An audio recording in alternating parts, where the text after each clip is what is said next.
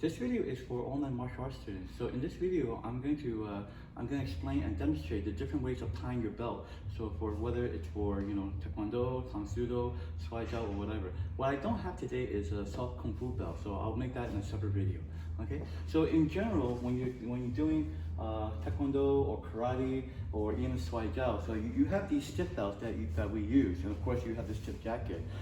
Some belts are competition belts. Some belts are class belts. For example, some belts just go around one time. For example, this belt I go around one time.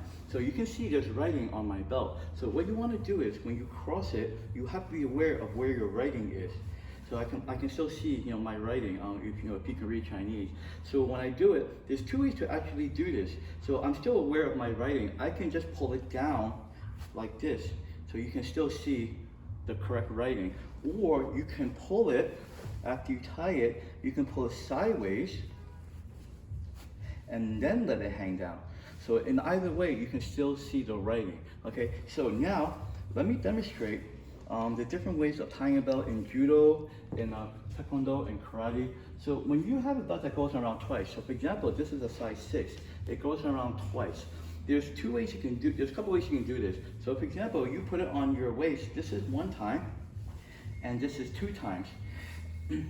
In general, this is not always true, but in general, the traditional styles like judo, karate, when they tie the belt, there's a cross in the back. So if you can see this cross, they cross in the back. It makes it wider because the judo and Shuaijiao jackets are thicker, so you have a wider grip on it because it's wider.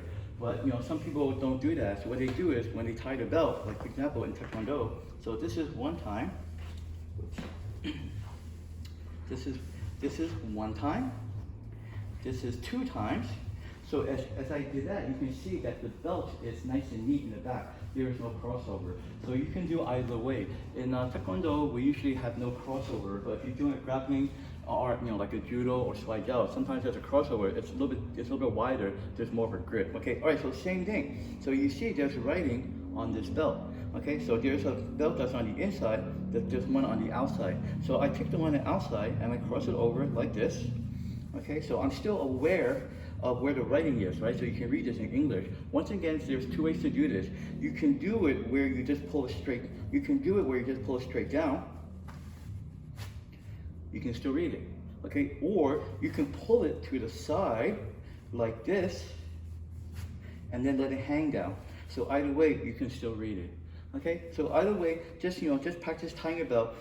In general, you try to make it about equal. It doesn't have to be exact, but in general, you try to make it size equal, as long as it's not too lopsided. What people tend to do is they tend to go like this, right? So you see how it's lopsided because you pull one up and one down. So you don't want to do that. Once again, either you pull it straight down, you can read it, or you pull it to the side and let it hang down, and you can still read it.